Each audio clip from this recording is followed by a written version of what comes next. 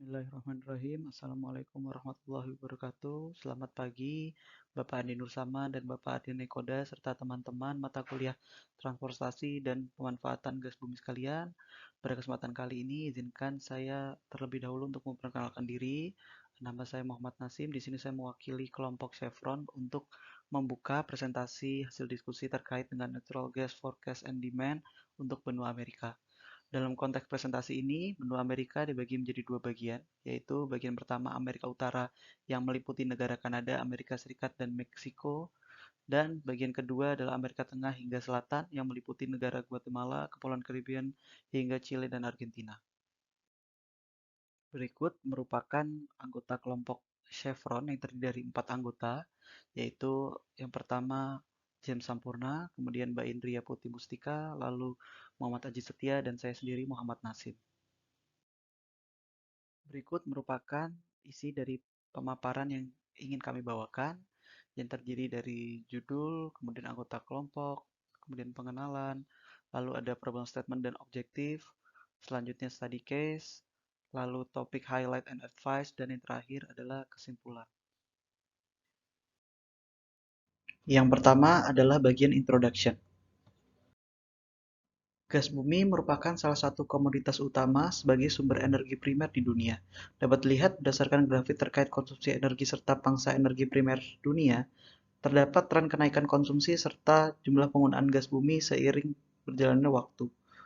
Hal ini membuktikan bahwa utilisasi gas bumi masih terus berjalan serta memiliki peran yang cukup signifikan dalam mencukupi kebutuhan energi dunia.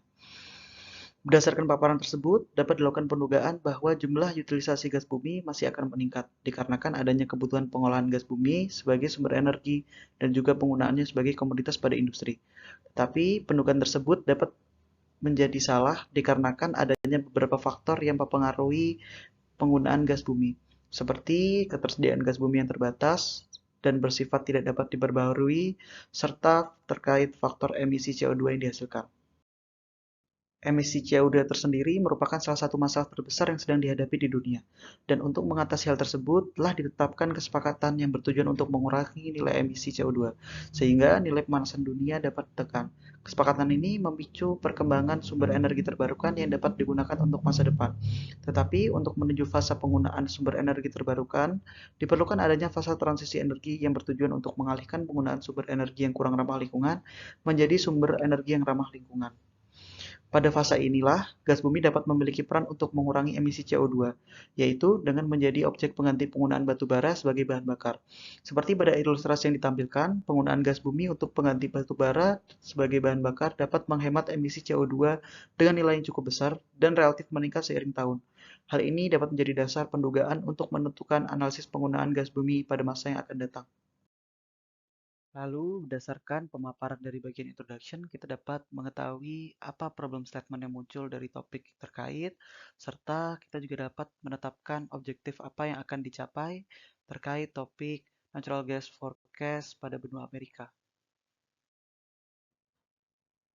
Terdapat dua poin utama pada problem statement yang dirumuskan, yaitu yang pertama terkait bagaimana kondisi dan prospek penggunaan gas bumi pada Amerika Tengah, Utara, dan Selatan.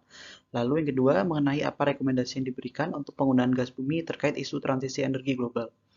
Untuk objektif tersendiri, terdapat dua poin utama, yaitu untuk mengetahui bagaimana kondisi dan prospek penggunaan gas bumi pada Amerika Tengah, Utara, dan Selatan, serta untuk memberikan rekomendasi mengenai penggunaan gas bumi terkait isu transisi energi global. Perkenalkan kembali, nama saya James akan membahas mengenai topik dan studi kasus terkait dengan natural gas forecast dan demand untuk benua Amerika bagian utara. Dapat dilihat pada grafik di slide ini bahwa permintaan gas alam secara tren akan naik dari tahun 2019 hingga 2040 sebesar 30 BCFD atau biasa dikenal sebagai billion cubic feet per day. Untuk grafik di sebelah kiri menunjukkan permintaan gas alam berdasarkan 4 segmen, yaitu LNG dan ekspor ke Meksiko, pembangkit listrik, industri, dan untuk tempat tinggal atau komersial. Sementara untuk yang di sebelah kanan, grafik sebelah kanan ini hanya merupakan permintaan berdasarkan lokasi. Demand dari Gulf Coast, Kanada, East Coast, Midwest, daerah pegunungan, mountain, dan juga West Coast. Untuk bagian LNG dan juga ekspor ke negara Meksiko, menunjukkan bahwa demand akan terus tumbuh dari 95 billion cubic feet per day menjadi 125 billion cubic feet per day pada tahun 2035 dan kemudian stabil hingga 2040. Lebih dari 70% pertumbuhan permintaan didorong oleh adanya ekspor gas, baik LNG maupun lewat pipa atau pipeline ke negara Meksiko.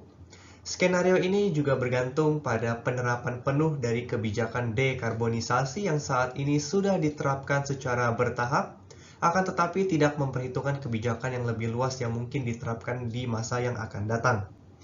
Dan dua faktor penting yang akan mempengaruhi dari segmen demand bagian ini adalah adanya daya saing ekonomi gas lokal dan juga global serta pengaruh dari kebijakan dekarbonisasi tersebut.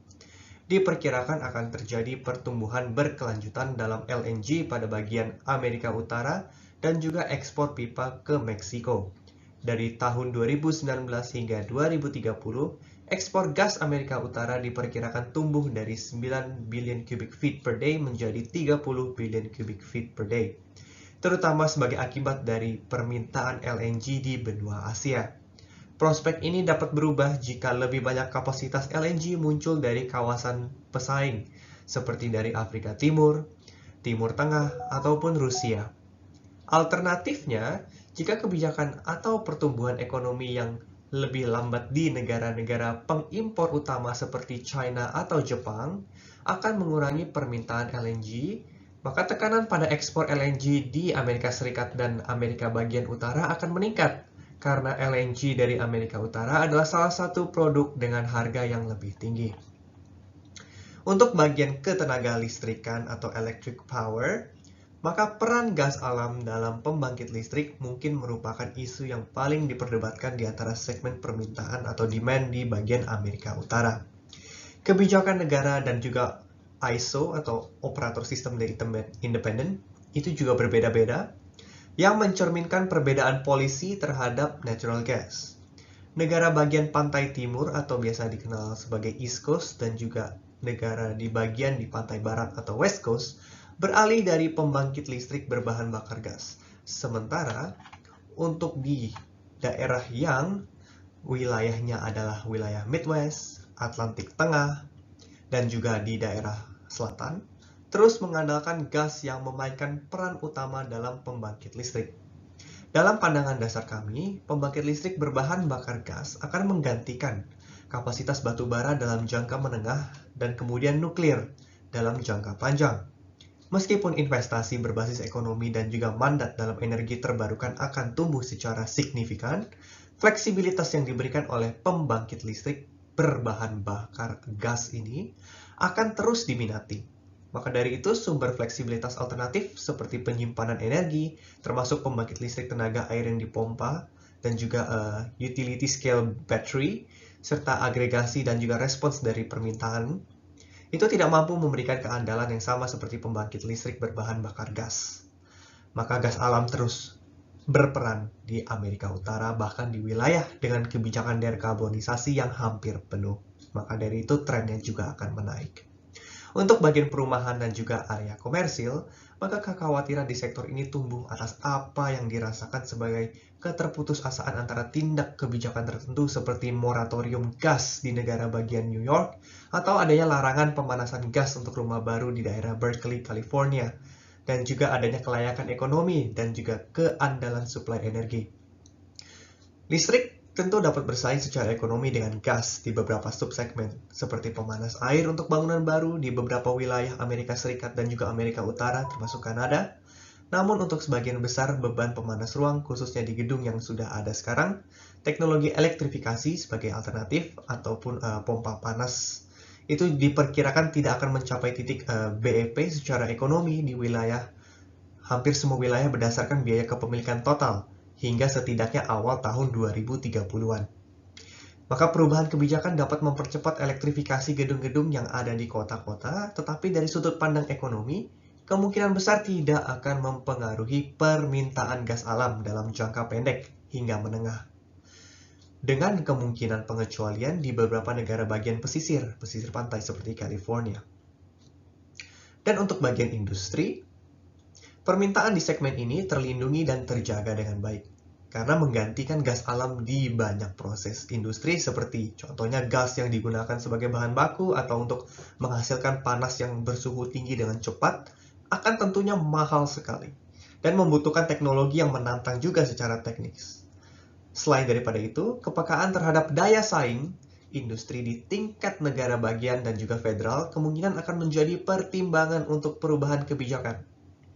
Namun dari perspektif ekonomi, permintaan dari end user tampaknya tidak akan berubah secara substansial dalam sekitar 2 dekade mendatang hingga tahun 2040. Singkatnya, permintaan gas bervariasi menurut wilayah di semua segmen, tanpa perubahan yang terjadi secara seragam di seluruh bagian Amerika Utara. Negara bagian pantai timur dan barat akan mengalami penurunan permintaan sebagai akibat dari kebijakan dekarbonisasi, sementara pantai teluk atau Gulf Coast akan mengalami pertumbuhan yang terbesar, terutama didorong oleh ekspor LNG dan juga ekspor pipa ke negara bagian Meksiko. Selanjutnya, gambar di slide ini menunjukkan adanya 4 cekungan atau cadangan gas alam utama di bagian Amerika Utara yang terdiri dari Appalachian, Permian, Scoop atau Stack, dan juga Canadian Shale. Secara supply, maka cekungan Appalachian ini memiliki tren kenaikan yang sangat besar dibandingkan dengan cekungan lainnya yang cenderung stagnan dan beberapa ada juga yang menurun. Supply pun secara total akan mengalami kenaikan dari tahun 2015 hingga 2040, yakni dari sekitar 90 BCFD hingga sekitar 135 BCFD. Supply yang mengalami kenaikan ini merupakan akibat dari naiknya permintaan atau demand yang seimbang juga, seperti yang telah dijelaskan pada slide sebelumnya. Aliran gas di Amerika Utara pun kedepannya akan berubah secara signifikan sebagai respons terhadap beberapa faktor, yakni adanya penurunan permintaan di pantai timur dan barat, didorong oleh kebijakan dekarbonisasi, meningkatnya permintaan dari Gulf Coast yang didorong oleh ekspor dan juga konsumsi domestik, dan peningkatnya pasokan dari cekungan Appalachian dan juga Permian pada gambar di slide sebelumnya. Pertumbuhan suplai di daerah ini bersama dengan berkembangnya daerah Scoop atau Stack akan mendorong kembali gas Kanada dan juga gas negara bagian tengah karena posisinya yang strategis dalam memenuhi permintaan yang meningkat di bagian Gulf Coast. Pada gilirannya, perubahan arus akan membutuhkan investasi infrastruktur. Pertumbuhan produksi dari cekungan Appalachian dan Permian akan menarik sebagian besar investasi dalam jaringan pipa baru. Kebutuhan untuk membangun lebih banyak saluran pipa akan berlanjut hingga tahun 2030 dan nantinya hingga tahun 2040. Akan tetapi setelah itu cenderung stagnan, karena pertumbuhan permintaan juga cenderung mulai melambat. Meratanya permintaan gas setelah tahun 2035 akan mendorong persaingan antara jaringan pipa yang baru dan yang sudah ada atau existing dalam hal volume gas, menekan model pengoperasian pipa, dan kemungkinan memicu peralihan ke model merchant untuk memesan kapasitas dari pipa. Dengan pesanan jangka pendek yang mencerminkan harga pasar yang mudah berubah-ubah sewaktu-waktu.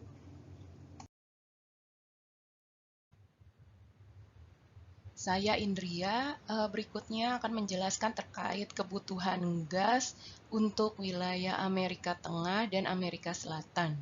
Kebutuhan konsumsi gas alam pada Amerika bagian tengah dan selatan yang pada grafik ditandai dengan warna hijau diperkirakan terjadi peningkatan relatif kecil dari tahun 2022 sampai dengan 2025. Hal tersebut secara umum diperkirakan terjadi akibat harga gas dunia yang relatif tinggi dan terjadi invasi Rusia ke Ukraina yang membuat permintaan gas alam di bawah tekanan kuat, sehingga terjadi sedikit pertumbuhan pada 2022 2022, diikuti dengan peningkatan konsumsi pada tahun-tahun berikutnya. Begitu pula juga konsumsi gas alam yang digunakan untuk produksi amonia pada grafik sebelah kanan, di mana kita ketahui bahwa gas alam merupakan bahan baku utama untuk produksi amonia melalui proses steam reforming, dan amonia tersebut juga digunakan untuk produksi pupuk berbasis nitrogen seperti urea, dan juga pembuatan amonium nitrat, sulfat, dan fosfat. Pola peningkatan tren konsumsi gas alam untuk industri amonia sama seperti grafik yang dijelaskan sebelumnya, yaitu peningkatan relatif kecil dari tahun 2022 sampai dengan 2025.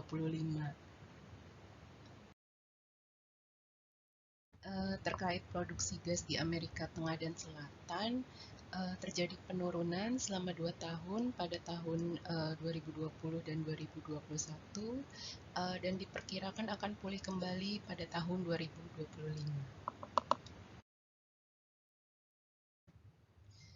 Selanjutnya, pasar gas Amerika Selatan secara keseluruhan hampir mencapai swasembada, tetapi dua pasar terbesarnya, yaitu Argentina dan Brazil, bergantung pada impor LNG untuk menyeimbangkan kebutuhan musiman. Hal ini menyebabkan harga gas internasional yang tinggi dan memicu investasi untuk meningkatkan akses ke produksi domestik dan impor pipa. Pada Argentina, tahun 2025 diprediksi terjadi peningkatan kapasitas jaringan pipa secara bertahap untuk mengatasi gangguan di Vaca Muerta. Pengembangan sumber daya gas alam domestik yang besar berada di Argentina, terutama di Vaca Muerta, telah terhambat karena penundaan produksi dan investasi infrastruktur sehingga memerlukan impor dari Bolivia, khususnya selama musim dingin di bagian selatan. Pemerintah Argentina juga meluncurkan perencanaan gas keempat pada akhir tahun 2020 yang memberikan insentif produksi dalam bentuk kontrak penawaran dalam proses lelang. Sehingga terjadi pertumbuhan produksi sejak tahun 2021 dan terjadi peningkatan tahunan sebesar sekitar 0,5% setelah penurunan tajam yang terjadi pada tahun 2020. Kemudian pemerintah Argentina juga memutuskan untuk mempercepat penyelesaian gangguan dengan pengembangan kapasitas pipa di Cekungan Neuquén. Presiden Fernandes juga meluncurkan proyek pipa gas baru pada akhir April 2022 dan memiliki target mulai beroperasi pada pertengahan 2023. Untuk Bolivia, produksi gas alam berada dalam tren penurunan karena menipisnya sumber gas dan rendahnya investasi untuk eksplorasi dan produksi baru.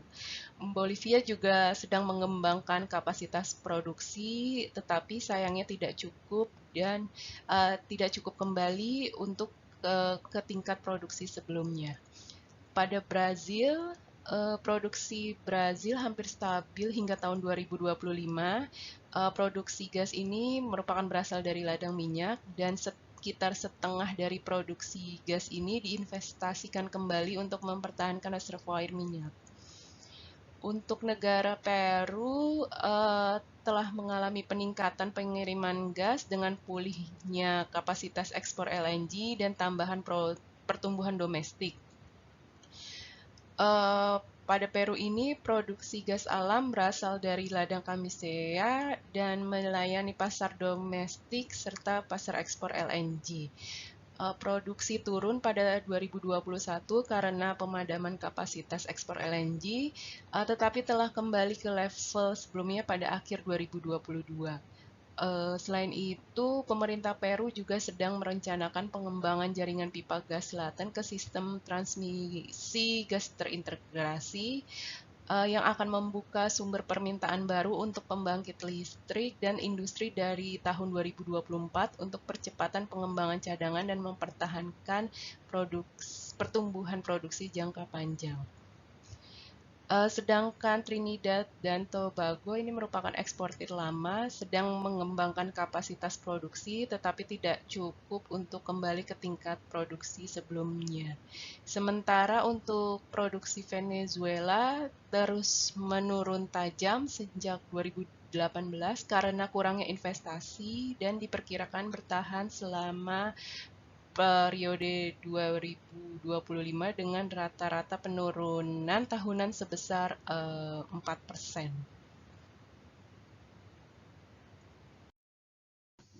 Baik, perkenalkan kembali.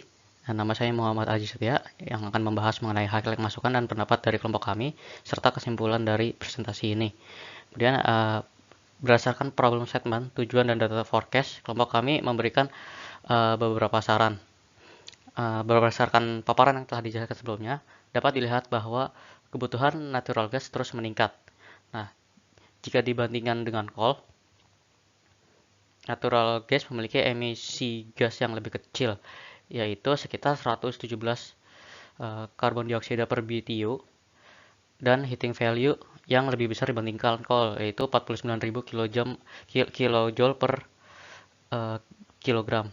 Sedangkan untuk coal itu pembakaran dapat menghasilkan 205,7 hingga 288,6 karbon dioksida per BTU dengan heating value kurang lebih 31.000 kilojoule per kilogramnya. Nah, namun biaya yang dikeluarkan untuk natural gas ini lebih besar atau lebih mahal dibandingkan dengan coal, meskipun CO2 dan CO2 yang dihasilkan oleh natural gas itu lebih kecil dan heating value-nya lebih besar. Nah, jika dibandingkan dengan energi berkelanjutan atau RE ini hampir tidak memberikan emisi. Tetapi energi yang dihasilkan ini tidak sepenuhnya 24 jam, tidak dapat sepanjang hari. Sehingga penggunaan natural gas ini masih dapat dikatakan relevan. Nah, penggunaan coal dan natural gas ini tidak semata-mata untuk listrik. Pada industri, coal dan energi juga digunakan sebagai bahan baku untuk pembuatan berbagai produk. Misalnya, untuk pewarna, untuk carbon fiber, untuk obat-obatan, dalam pembuatan amonia, pembuatan hidrogen, cat, cuka, dan lain-lainnya. Dengan demikian, gabungan natural gas dan renewable energy atau RE setidaknya dapat mengurangi penggunaan NG untuk kebutuhan listrik serta mereduksi emisi karbon dioksida.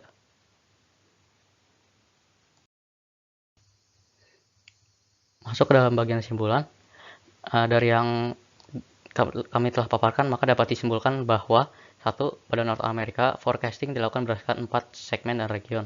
Pada segmen terdapat residential and commercial transportation, industrial, electric power atau pembangkit listrik, LNG, serta diekspor ke Meksiko dengan demand tertinggi atau permintaan tertinggi yaitu pada industri dan pembangkit listrik.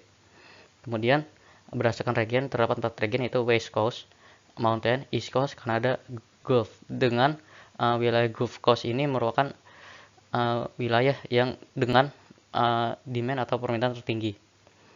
Supply gas pada North America terdapat supply gas tertinggi pada North America yaitu terdapat pada Appalachian Basin. Di mana Appalachian Basin ini merupakan supply gas tertinggi dibandingkan basin lain pada region North America ini. Kemudian yang kedua itu ada pada South dan Central America, permintaan gas atau gas demand ini lebih rendah dibandingkan North America. Salah satu penggunaan natural gas yang telah dipaparkan pada region ini yaitu untuk memproduksi amonia, di mana pada South dan Central America ini juga memiliki demand yang rendah dibandingkan pada North America. Supply gas terbesar pada South America yaitu terdapat pada negara Argentina. Kemudian yang ketiga, natural gas ini masih relevan dikarenakan emisi karbon dioksida yang masih tinggi dan efisiensi yang rendah yang dihasilkan oleh coal. Sedangkan RE sangat bergantung pada kondisi lingkungan. Dengan demikian, penggabungan penggunaan NG dan atau natural gas dengan renewable energy dapat memungkinkan untuk menjadi solusi dalam reduksi karbon dioksida dan penggunaan natural gas sebagai bahan bakar untuk listrik. Berikut adalah referensi yang kami gunakan sebagai acuan untuk membuat PowerPoint ini. Demikian presentasi dari kami, yaitu kelompok Chevron. Kami mengucapkan terima kasih kepada Bapak Andi dan Bapak Ardian, serta teman-teman sekalian yang sudah mendengarkan presentasi pemaparan kami terkait dengan natural gas forecast dan demand untuk benua Amerika. Sekian, terima kasih. Wassalamualaikum warahmatullahi wabarakatuh.